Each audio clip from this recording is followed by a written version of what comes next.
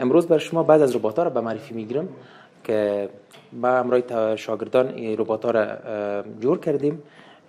مثلا ما یک ربات جور کردیم، این ربات موتور است که این ربات توسط بلوتوت وصل میشه و میتونه که با بلوتوت و تلفن وصل میشه و راه بره. یعنی مثل که ما قبلا از این موتورها داشتیم با ریموت کار میکرد، فعلا با تلفن وصل میشه، سافت ویرش در تلفن اینستال میشه و بعد از او ما میتونیم که ربات کنترل کنیم.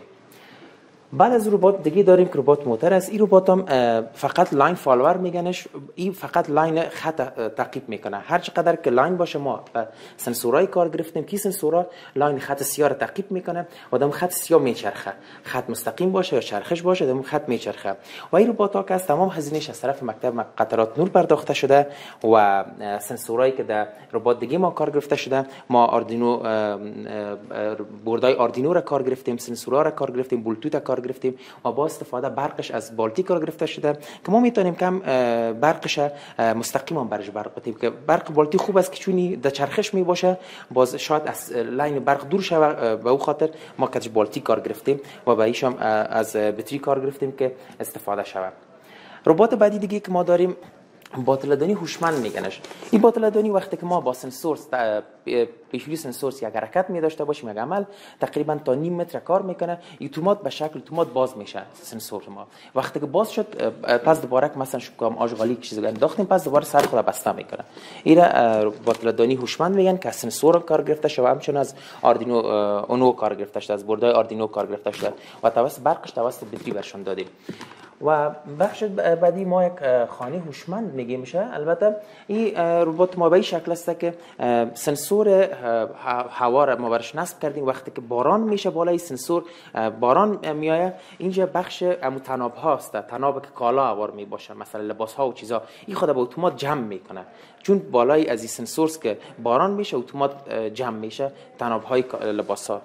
و ربات بعدی که داریم ربات پیش خدمت هوشمند است که این وقتی که روشن میشه میتونه که تمام راه بره و یک مثل که در رستوران ها هستن مثل یک گارسون وانی خدمت بتونه انجام داده.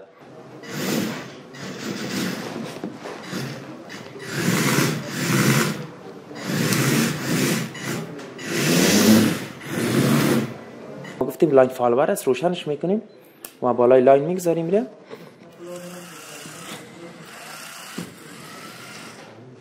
فقط لاین تعقیب میکنه، در گرد لاین میچرخه تا وقتی که لاین پیدا کنه دوباره در گرد لاین اون قسم میچرخه به این شکل.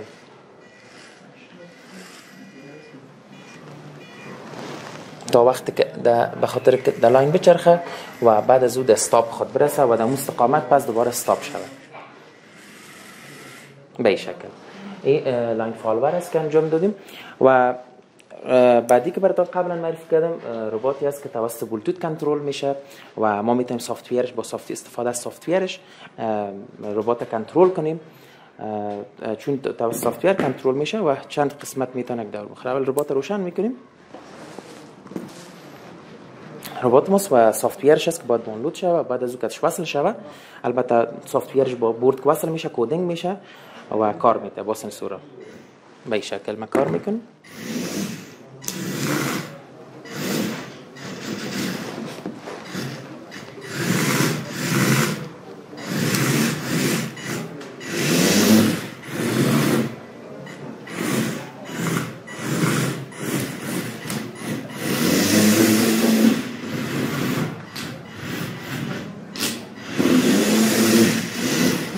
به این شکل چند جهت هم میچرخه و به این شکل کار میکنه.